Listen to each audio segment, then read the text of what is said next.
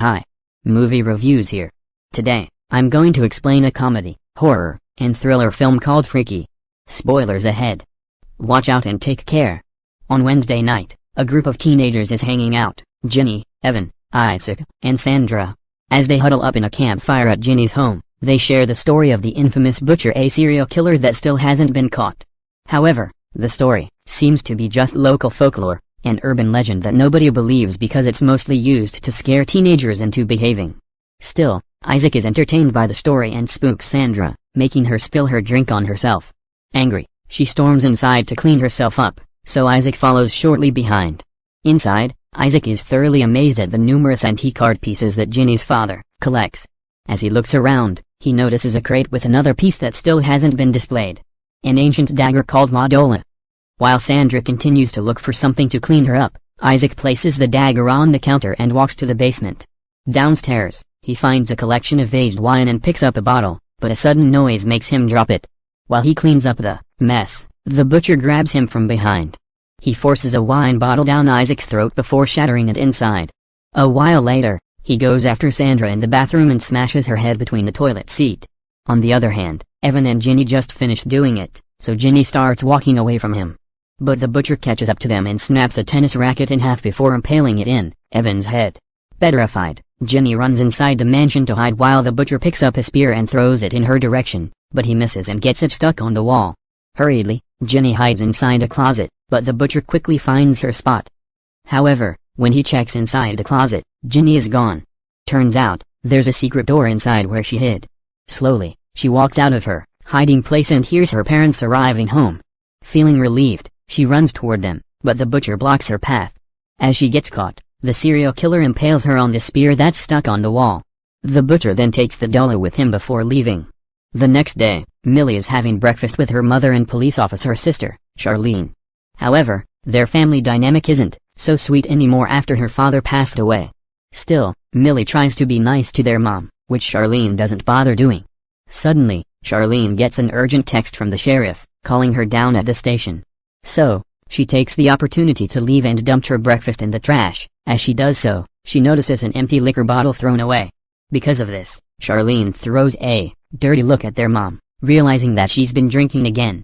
On her way to school, Millie gets picked up by her friends, Nyla and Joshua. At school, Millie is often bullied by her peers, as Ryler, one of the mean girls, comes by to insult her outfit. Still, Millie doesn't think school is all that bad, especially with her crush, Booker. Later on, Millie arrives late at woodshop class and gets scolded by her teacher, Mr. Fleischer.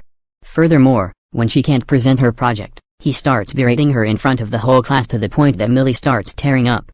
Suddenly, the entire student body gets an emergency alert about last night's murders. Despite the threat of a serial killer at large, the homecoming celebrations aren't postponed.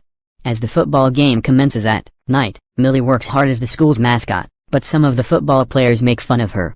She is left alone at school, afterward, while waiting for her mother to pick her up. But as it turns out, her mother passed out on the couch after drinking too much. Fortunately, Charlene is coming to pick her up, but Millie is left to wait for a few more minutes. A large figure looms over the street, in the distance, filling fear in her veins, realizing that it might be the butcher. Without any hesitation, she runs away and hides beneath the football stands. Thinking the coast is clear, Millie crawls out, but the butcher jumps in front of her. Even when she tries to run as fast as she could, the butcher easily tackles her. He pulls out the dola, and its gemstone softly lit up in the dark. When he strikes down on Millie's shoulder, he immediately gets wounded, as if their bodies were connected. With the confusion, the butcher stops for a second, but it was enough for Charlene to catch up and run toward Millie while calling for backup. Despite being in shock, Millie noticed what had happened to the butcher. At the police station, Millie is a little out of it because of the trauma, but she notices that the police took in the dollar for evidence. That night, the dagger's power starts activating as it lulls Millie to sleep. When she wakes up the next day, she's noticeably different. On the other hand, the butcher wakes up in his own place at the old mill, but it's actually Millie in his body. Turns out, they switched places due to the doll's magic. At home, the butcher doesn't know how to interact with Millie's family, but one thing is for certain: he wants to kill them. He picks up one of the knives, seeing Charlene in the kitchen. Slowly, he comes up behind Charlene with the intent of stabbing her, but Millie's mother takes the knife away. Millie's mother still does not notice that something weird is happening with her daughter. When Millie tries to go out in the butcher's body, he doesn't have much of an easy time, mainly because the criminal's face is all over the news due to the police sketch. When one of the civilians recognizes the butcher's face, she immediately runs away. On the other hand, the butcher is having a much more swell time in Millie's body, even going far to dress up nicely for school. Immediately, everyone turns toward Millie, finding the new look attractive. Nyla and Joshua catch up to their friend, but the butcher tunes them out. When Ryler comes by to get clout off Millie's traumatic experience, the butcher doesn't mind. Instead, he even asks to hang out with her alone, which is all an attempt to murder Ryler. Meanwhile, Millie sneaks inside the school as the butcher, hoping to take a shower. Moreover, Ryler and the butcher talk in the girls' locker room, where Millie went to take a shower. When Ryler goes to pee, she comes across the butcher taking a shower, not knowing that it's Millie. So, the butcher tells her to hide inside a cryo tank, but all he does is leave her there.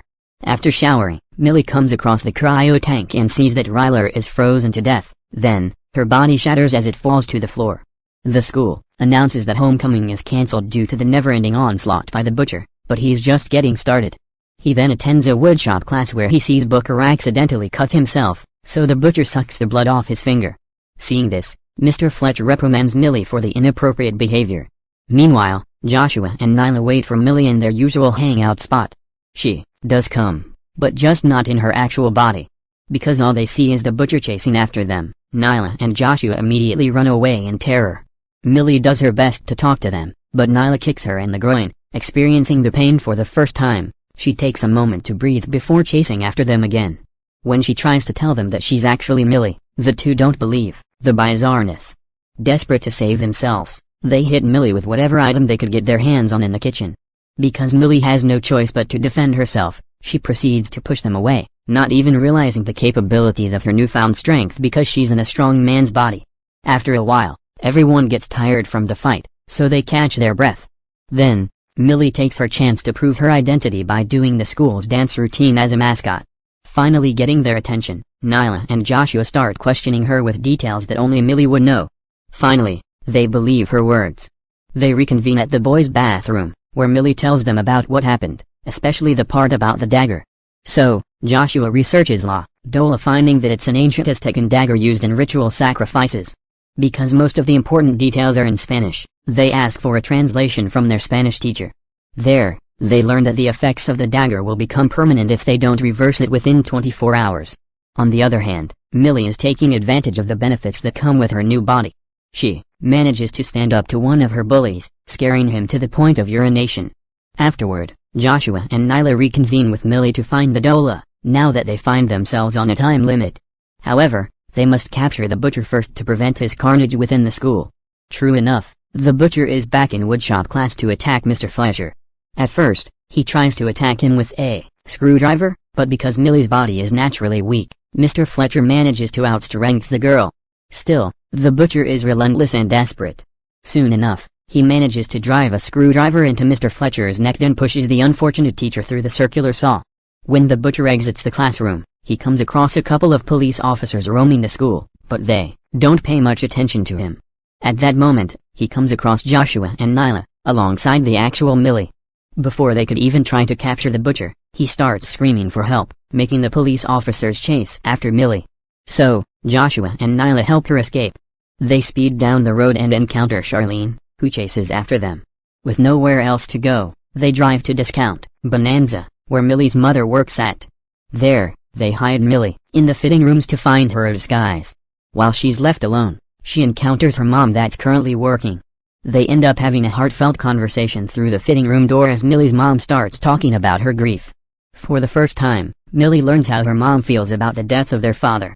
With much comfort and assurance between the two of them, Millie's mom becomes infatuated and asks her out for coffee despite not seeing the face of her newfound companion. Because of this, Millie makes up an excuse that she's married. The interaction gets cut short when Charlene arrives, hurriedly telling her mom to call Millie. When they leave, Joshua and Nyla come back to give her a mask disguise. But the obstruction of her sight makes it hard for her to walk around. Still desperate to find the butcher, Joshua scrolls through Instagram and manages to pin down his location. Turns out, he's hanging out with the football guys at the arcade, all bummed that the homecoming dance is cancelled, so the butcher suggests holding it in the old mill instead. When one of the guys, Brett, touches him inappropriately, the butcher whispers a threat to his ear before picking up a Swiss knife and going haunted house attraction. Noticing this, Booker immediately thinks that something weird is going on, so he goes after Millie. Soon enough, the friends arrive at the arcade, immediately tracking down the butcher, worried that he might kill Booker. The butcher comes up behind Millie's crush, but before he could stab Booker, Millie knocks him down with a golf club. Now, they must deal with Booker, running and screaming for death. With no other choice, Millie knocks him out too. Afterward, they stay at Joshua's house where they tie the butcher to a chair. Meanwhile, when Booker wakes up, Millie starts trying to explain the same thing to him, but he's harder to convince, especially when the butcher tries to mess with his mind by feigning innocence. Booker tries to leave, but Millie starts reciting the love poem she anonymously gave him. So, he finally believes her. With Booker now on their side, the group devises a plan to save Millie from the unfortunate situation. Nyla, Booker, and Millie drive to the station to get the dollar while Joshua is left at home with the butcher. At the station, it's luckily empty aside from Charlene, so Nyla pretends to be a victim and baits her to go outside. Now that she's left alone, she immediately tries to get the dollar from the evidence locker. Meanwhile, Joshua comes across a problem. His mother comes back home, wondering why Millie is tied to a chair. He pretends that they're simply role-playing, but his mother isn't convinced. When Joshua's mother comes close with a knife to untie Millie's body, the butcher's already able to pry himself from the rope and grabs the knife from them. He chases them around the house with the knife, so Joshua locks themselves inside a room. On the other hand, Nyla successfully retrieves the dollar, but Charlene comes back, now suspicious of her. She makes Nyla drop the weapon and orders her to kick it back to her. While the other two are having a hard time with their plan, Millie and Booker are bonding back in the car. Booker confesses his feelings for Millie, and so, the two kiss, even though Millie is still in the butcher's body. However, they immediately run inside the station when they see the butcher arrive. But of course, Charlene doesn't hesitate to shoot Millie when she enters because she's in a serial killer's body. Nyla and the butcher take advantage of the sudden commotion to take the dollar, but the butcher slashes Nyla's hand with a knife and successfully takes the dagger. Outside, he drives away, almost running over Joshua. On the other hand, Charlene orders Millie to go inside the jail cell, but Booker bursts inside the station, distracting Charlene. Because of that, Millie locks Charlene in the cell instead. The group arrives at the old mill, where the homecoming dance is taking place, knowing that the butcher will be there. However, time is against them. With a mere 13 minutes left, Booker sets a timer on Millie's watch to remind her of the time. Then, the four split up to look for the butcher, who's currently in a secluded area with Brett and his friends. The guys want to sleep with Millie, but the butcher doesn't come for that. He takes their liquor bottle and smashes it on one's head before slashing the other. Then, he takes a chainsaw and cuts through Brett. A little while later, Booker and Millie come across the carnage, so Booker immediately runs back to tell Nyla. Unfortunately, the police are already on their tail. On the other hand, Joshua gets invited by some other football player, Phil, to make out, but Joshua rejects him because he doesn't have time to fool around. Suddenly, a hook bursts through the wall and stabs Phil in the eye. Just in time, Millie arrives to save Joshua, but instead of running away, he gets Nyla so they can help Millie. On the other hand, Booker opts to stay behind to distract the cops. As the butcher runs away, Nyla easily tackles her from behind. Then Joshua takes the dagger from him and gives it to Millie. She stabs her own body, and soon enough, they revert to their own places. Just in time, the police arrive and shoot the butcher. As cops start handling things, Booker and Millie return to what they were doing earlier, kissing. Meanwhile, the butcher is being taken to the hospital, but he removes his fingertip pulse oximeter to pretend that he's dead. Back at home, Millie notices that their back door is open. Thinking that it's just her sister forgetting to close it, she doesn't expect the surprise that comes next. The butcher comes up from behind and holds a knife to her neck, coming back to settle an old score. Charlene comes to the rescue, not hesitating to shoot the butcher. Unfortunately, he's seen this coming and removed all the bullets from Charlene's gun. Unexpectedly, their mom smashes a bottle on his head. Immediately, Charlene scrambles to reload her gun, but the butcher knocks her out before she can shoot. Millie, who tries to ambush him, stops in a moment of hesitation, not brave enough to stab him. So, the butcher grabs her arm and headbutts her. In a sudden burst of courage, Millie kicks him in the groin. While he reels in pain, Charlene smashes him with a chair. Millie finishes the job when he falls to his knees by stabbing a sharp wooden post through his chest, finally killing the butcher.